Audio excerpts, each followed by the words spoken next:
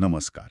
सरकारी कर्मचाऱ्यांविरुद्ध होणारी विभागीय चौकशी हा अनेकांच्या मनात उत्सुकता निर्माण करणारा आणि कधीकधी थोडा चिंतेचा विषय असतो, नाही का? अगदी खरंय. पण यातला एक कळीचा मुद्दा अनेकदा लोकांना गोंधळात टाकतो. ही चौकशी नक्की कधी सुरू झाली असं समजायचं? हो, ही तारीख म्हणजे का साध्या तारखेवर कर्मचाऱ्याची पदोन्नती, त्याचे निवृत्तीचे लाभ, इतकंच काय त्याची संपूर्ण सेवा कारकीर्द अवलंबून असू शकते? ही तारीख इतकी महत्वाची का आहे? अगदी प्रशासकीय आणि कायदेशीर प्रक्रियेत ही सुरुवातची तारीख बऱ्याच गोष्टी ठरवते. अनेकदा काय होतं की आरोपपत्रावरची तारीख वेगळी असते, ते कर्मचाऱ्याला मिळतं वेगळ्या दिवशी. हो. आणि मग प्रश्न पडतो की यापैकी कोणती तारीख ग्राह्य धरायची. यामुळे केवळ कर्मचाऱ्यांमध्येच नाही, तर खरं सांगायचं तर प्रशासनातही खूप संभ्रम निर्माण होऊ शकतो. बरोबर. आणि याच संभ्रमावर जरा प्रकाश टाकण्यासाठी आज आपण काही महत्वाच्या न्यायालयीन निर्णयांचा आधार घेणार आहोत. आपल्याकडे एका माहितीपूर्ण YouTube व्हिडिओमधील संदर्भ आहेत, ज्यात सर्वोच्च न्यायालय आणि महाराष्ट्र प्रशासकीय न्यायाधिकरण म्हणजे मॅट यांनी दिलेल्या निकालांचा उहापोहा केला आहे. हो, त्यातली 2 प्रकरणं खूप महत्वाची आहेत. अगदी. विशेषतः दिल्ली डेव्हलपमेंट ऑथॉरिटी विरुद्ध श्री A.K. खुराना आणि दुसरं म्हणजे गणेश राठोड विरुद्ध महाराष्ट्र शासन, ही 2 प्रकरणं या संदर्भात अगदी दिशादर्शक ठरली आहेत. तर आजच्या आपल्या या चर्चेचा उद्देश हाच आहे की विभागीय चौकशी सुरू होण्याची कायदेशीररित्या नक्की तारीख कोणती हे समजून घेणं. आणि त्याचे परिणाम काय होतात? हो, आणि त्याहून महत्त्वाचं म्हणजे या तारखेचे कर्मचाऱ्यांच्या पदोन्नती आणि सेवानिवृत्तीसारख्या महत्त्वाच्या टप्प्यांवर काय आणि कसे परिणाम होतात याचं विश्लेषण करणं. म्हणजे आपण हे कायदेशीर बारकावे नेमके काय आहेत ते पाहू. चला तर मग थेट मुद्द्यालाच हात घालूया. विभागीय चौकशी कधी सुरू झाली याबद्दलचा हा जो गोंधळ आहे, हो, तो नेमका का होतो? म्हणजे समजा आरोप असलेला पहिला मेमो मिळाला तेव्हा, की आरोपपत्राला मंजुरी मिळाली तेव्हा, की प्रत्यक्ष आरोपपत्र हातात पडलं तेव्हा? ही नेमकी तारीख कळणं इतकं गरजेचं का आहे? या गरजेमागचं कारण म्हणजे प्रशासकीय आणि कायदेशीर प्रक्रियांची निश्चितता हवी असते, नाही का? बरोबर. या संदर्भात तुम्ही बघा, 1994 सालचा तो दिल्ली डेव्हलपमेंट ऑथॉरिटी विरुद्ध श्री A.K. खुराना. हो, खुराना प्रकरण? सर्वोच्च न्यायालयाचा निकाल म्हणजे एक मैलाचा दगड आहे. श्री खुराना हे दिल्ली डेव्हलपमेंट ऑथॉरिटीमध्ये कार्यकारी अभियंता होते. ओके. आणि त्यांच्यावर काही कामांमध्ये अनियमितता केल्याचे आरोप ठेवण्यात आले होते. बरोबर. या प्रकरणातनं तारखांचा खेळ खूप महत्वाचा ठरला. हो, त्या तारखांचा क्रम बघितला की गोंधळ का झाला असेल याचा अंदाज येतो. मला आठवतंय, त्या तारखा अशा होत्या. सर्वात आधी एक ज्ञापन किंवा मेमो ज्यात आरोपांचा उल्लेख होता, तो त्यांना 8 मे 1974 रोजी दिला गेला. बरोबर. त्यानंतर बऱ्याच महिन्यांनी 6 नोव्हेंबर 1974 रोजी त्यांच्यावरील आरोपपत्राला सक्षम अधिकाऱ्यांनी मंजुरी दिली. हो. आणि प्रत्यक्ष आरोपपत्र जारी म्हणजे इश्यू करण्याची, प्रशासकीय प्रक्रियेनुसार ते निर्गमित करण्याची तारीख होती 13 नोव्हेंबर 1974. बरोबर. आणि गंमत म्हणजे यानंतर लगेचच म्हणजे फक्त 2 दिवसांनी 15 नोव्हेंबर 1974 रोजी विभागीय पदोन्नती समितीची म्हणजे DPCची बैठक होती. अगदी. आणि याच बैठकीत खुराना यांच्या पदोन्नतीवर विचार होणार होता. अच्छा.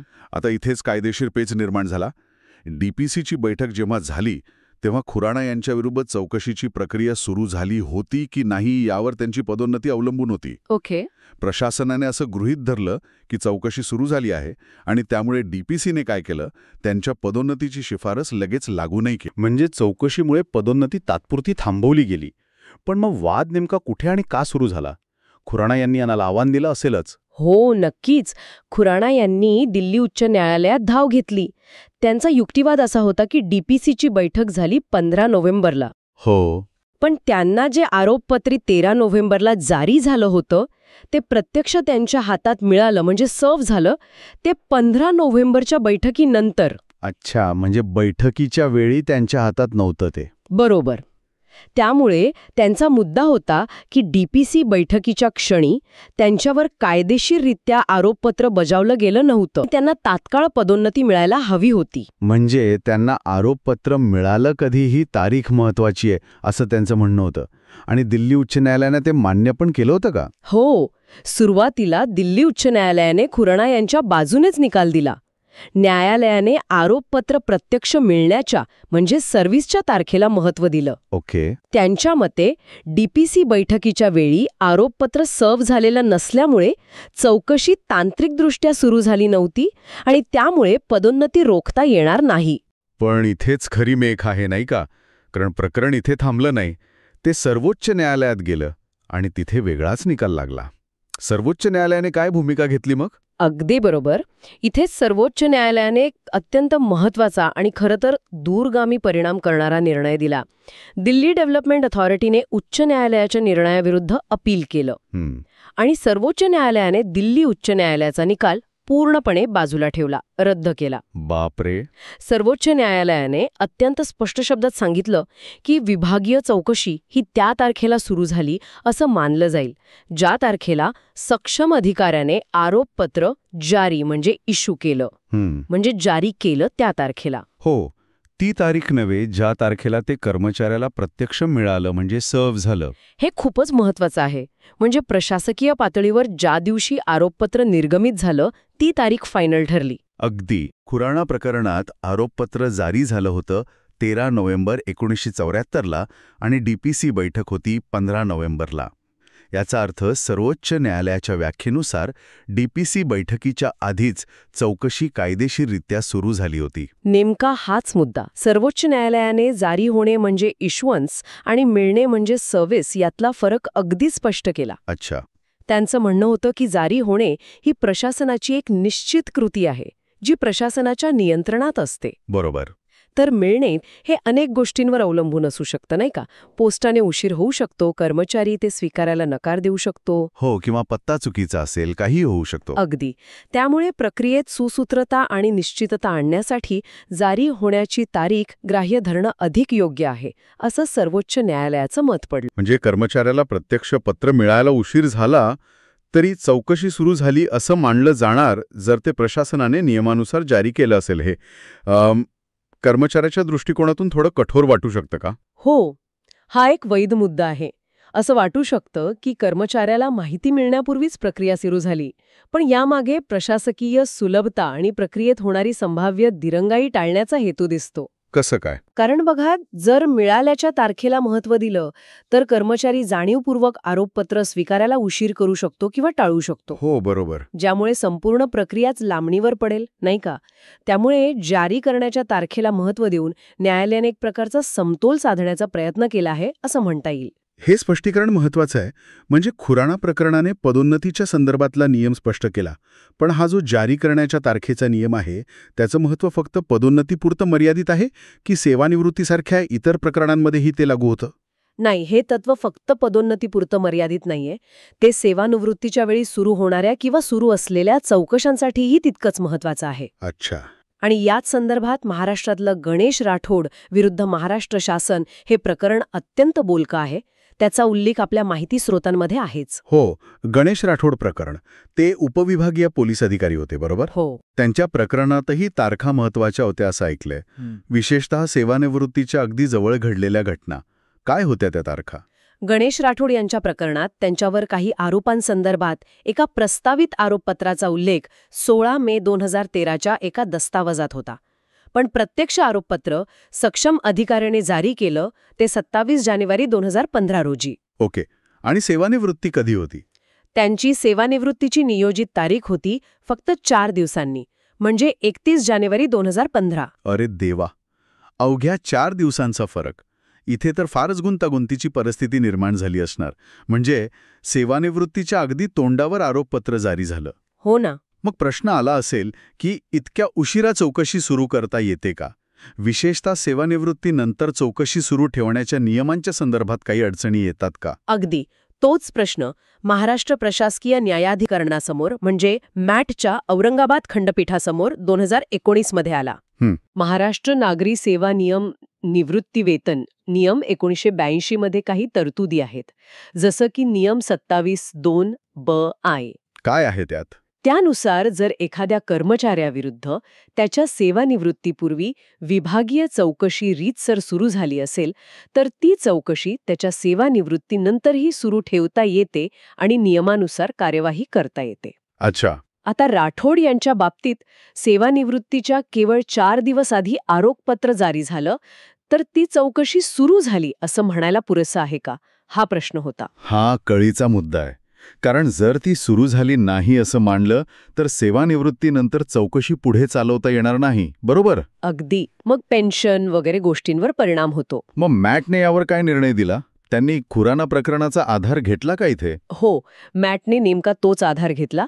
त्यांनी सर्वोच्च न्यायालयाच्या खुराना प्रकरणातील तत्वाचाच आधार घेतला आणि स्पष्ट केलं की विभागीय चौकशी ही आरोपपत्र जारी केल्याच्या तारखेला सुरू झाली असं मानलं पाहिजे. म्हणजे इथे पण जारीची तारीख महत्वाची ठरली. अगदी. त्यामुळे गणेश राठोड यांच्या प्रकरणात जरी आरोपपत्र सेवानिवृत्तीच्या अगदी जवळ म्हणजे 27 जानेवारी 2015ला जारी झालं असलं, तरी ते त्यांच्या सेवानिवृत्तीच्या तारखेपूर्वी 31 जानेवारी 2015ला जारी झालं होतं. बरोबर. म्हणून कायदेशीरदृष्ट्या चौकशी सेवानिवृत्तीपूर्वी सुरू झाली होती आणि ती सेवानिवृत्ती नंतरही नियमानुसार सुरू ठेवण्यास कोणतीही कायदेशीर अडचण नव्हती. म्हणजे इथे ही जारी होण्याची तारीखच निर्णायक ठरली, अगदी सेवानिवृत्तीच्या संदर्भात सुद्धा. तर मग या दोन्ही प्रकरणांमधून आपण काय शिकतो? याचा नेमका अर्थ काय काढायचा? याचा स्पष्ट अर्थ हा आहे की विभागीय चौकशी केव्हा सुरू झाली हे ठरवण्यासाठी प्रशासनाने आरोपपत्र जारी म्हणजे इश्यू केल्याची तारीख हीच कायदेशीरदृष्ट्या अंतिम आणि महत्वाची तारीख आहे. ओके. ती कर्मचाऱ्याला प्रत्यक्ष मिळाली म्हणजे सर्व्ह झाली किंवा नाही, किंवा पहिला मेमो कधी दिला गेला, या तारखा गौण आहेत. म्हणजे त्या महत्वाच्या नाहीत. हो. सर्वोच्च न्यायालयाने खुराना प्रकरणात जो पाया घातला तोच MATने राठोड प्रकरणातही उचलून धरला. त्यामुळे महाराष्ट्रातील प्रशासकीय प्रकरणांमध्येही तीच स्पष्टता आली आहे. यामुळे कर्मचारी आणि प्रशासन या दोघांनाही एक निश्चितता मिळाली असे म्हणायला हरकत नाही. म्हणजे कोणत्या टप्प्यावर चौकशी कायदेशीरित्या सुरू झाली असं समजायचं हे आता स्पष्ट झालं. हो, नक्कीच. यामुळे प्रशासकीय कामात एक समानता येते आणि संभाव्य कायदेशीर वाद टाळता येतात, बरोबर? निश्चितच. प्रशासनाच्या दृष्टिकोनातून त्यांना एक स्पष्ट कालमर्यादा मिळते की कधी कारवाई सुरू झाली, आणि कर्मचाऱ्याच्या दृष्टिकोनातूनही जरी त्यांना पत्र उशिरा मिळालं तरी त्यांना हे माहीत असतं की कायदेशीर प्रक्रिया कोणत्या तारखेपासून सुरू झाली आहे. यामुळे संपूर्ण प्रक्रियेत अधिक पारदर्शकता आणि जबाबदारी येण्यास मदत होते असं मला वाटतं. हे खरंच खूप महत्वाचं आहे. कारण आपण पाहिलं की पदोन्नती असो वा सेवानिवृत्ती या एका तारखेवर किती काही अवलंबून असतं. कर्मचाऱ्यांच्या सेवाविषयक लाभांवर याचा थेट परिणाम होतो. बरोबर. खुराना प्रकरणातील सर्वोच्च न्यायालयाचा निर्णय आणि राठोड प्रकरणातील मॅटचा निर्णय या दोन्हीमुळे विभागीय चौकशीच्या सुरुवातीच्या तारखेबद्दलची संदिग्धता मोठ्या प्रमाणावर दूर झाली आहे. आता जारी होण्याची तारीख हाच निकष सर्वमान्य झाला आहे. ठीक आहे. तर आजच्या चर्चेचा मुख्य निष्कर्ष आपण अगदी सोप्या शब्दात सांगायचा झाला तर असा मांडू शकतो की सरकारी कर्मचाऱ्यावरील विभागीय चौकशीची कायदेशीर सुरुवात ही आरोपपत्र प्रशासनाने जारी केल्याच्या तारखेपासून होते, ते त्याला मिळाल्याच्या तारखेपासून नाही. हो, ही कायदेशीर स्पष्टता आता प्रस्थापित झाली आहे आणि यामुळे प्रशासकीय निर्णय घेताना एक आधार मिळाला आहे. नक्कीच. पण मला एक वेगळा विचार येतोय मनात. आता हे कायदेशीर तत्व इतकं स्पष्ट आहे की जारी करण्याची तारीखच महत्वाची, तर मग याचा गैरफायदा घेतला जाण्याची शक्यता नाही का? तुम्ही एका महत्वाच्या आणि खरं तर विचार करण्यासारख्या मुद्द्याला हात घातला आहे. म्हणजे हा नियम स्पष्ट असला तरी त्याचा वापर कसा केला जातो यावर बरंच काही अवलंबून आहे, नाही का? आता हे तत्व स्थापित झाल्यामुळे अशी शक्यता नाकारता येत नाही की काही अधिकारी एखाद्या कर्मचाऱ्याच्या पदोन्नतीचं वेळापत्रक किंवा सेवानिवृत्तीची तारीख लक्षात घेऊन हेतू पुरस्कार आरोपपत्र जारी करण्याच्या वेळेवर परिणाम करू शकतील, म्हणजे वेळेचं गणित मांडू शकतील. म्हणजे उदाहरणार्थ असं होऊ शकतं की एखाद्या कर्मचाऱ्याला पदोन्नती मिळून नये म्हणून DPC बैठकीच्या अगदी आदल्या दिवशी आरोपपत्र जारी करायचं. हो. जेणेकरून प्रकरण सील्ड कव्हरमध्ये जाईल. किंवा अगदीच उलटं पण होऊ शकतं, नाही का? कसं? म्हणजे एखाद्याला मदत करण्यासाठी गंभीर आरोप असूनही सेवानिवृत्ती जवळ येईपर्यंत आरोपपत्र जारी न करता थांबून राहायचं. अच्छा. जेणेकरून सेवानिवृत्तीनंतर चौकशीचा तो ससेमेरा लागू नये. हो, ही शक्यता नक्कीच नाकारता येत नाही. कायद्याचा किंवा नियमाचा हेतू जरी सुस्पष्टता आणणे असला तरी त्याचा वापर शेवटी मानवी हेतू आणि कधीकधी पक्षपातीपणावर अवलंबून असतो. बरोबर. जारी करण्याची तारीख आता इतकी महत्वाची ठरल्यामुळे ती तारीख ठरवण्याच्या प्रक्रियेत अधिक पारदर्शकता आणि जबाबदारी असणं खूप गरजेचं आहे. नाहीतर काय होईल? नाहीतर नियमाचा वापर मूळ हेतूच्या विरोधातही केला जाऊ शकतो. म्हणजे तुम्ही म्हणालात तसं एखाद्याला त्रास देण्यासाठी किंवा एखाद्याला वाचवण्यासाठी वेळेचा उपयोग केला जाऊ शकतो. हा एक प्रशासकीय नैतिकतेचा आणि नियंत्रणाचाही प्रश्न आहे मला वाटतं. हां, खरंच विचार करायला लावणारा मुद्दा आहे. नियम स्पष्ट असणं ही एक बाजू झाली, पण त्याचा वापर निष्पक्षपातीपणे होतो आहे की नाही हे पाहणं खरं तर अधिक महत्त्वाचं ठरतं. अगदी. यामुळे भविष्यात आणखी काही कायदेशीर किंवा प्रशासकीय गुंतागुंत निर्माण होऊ शकते का हेही पाहावं लागेल. बरोबर. कायद्याचा अर्थ लावताना आणि तो लागू करताना नेहमीच असे व्यावहारिक आणि नैतिक प्रश्न समोर येत राहतात. पण सध्या तरी सर्वोच्च न्यायालयाच्या निर्णयामुळे विभागीय चौकशी कधी सुरू होते याबद्दल एक निश्चित कायदेशीर चौकट मिळाली आहे, हे महत्त्वाचं आहे. नक्कीच. आजच्या या सविस्तर चर्चेतून विभागीय चौकशीच्या सुरुवातीच्या तारखेबद्दलचा कायदेशीर गोंधळ बराचसा दूर झाला असेल आणि त्यातील बारकावे सर्वांना समजले असतील अशी आशा आहे. धन्यवाद. धन्यवाद. ही क्लिप श्री विश्वकांत बोरसे, विभागीय चौकशी अभ्यासक, पुणे यांनी तयार केली आहे. ही माहिती तुम्हाला उपयुक्त वाटल्यास कृपया लाईक करा, शेअर करा आणि चॅनलला सबस्क्राईब करा. व्हिडिओ पाहिल्याबद्दल धन्यवाद.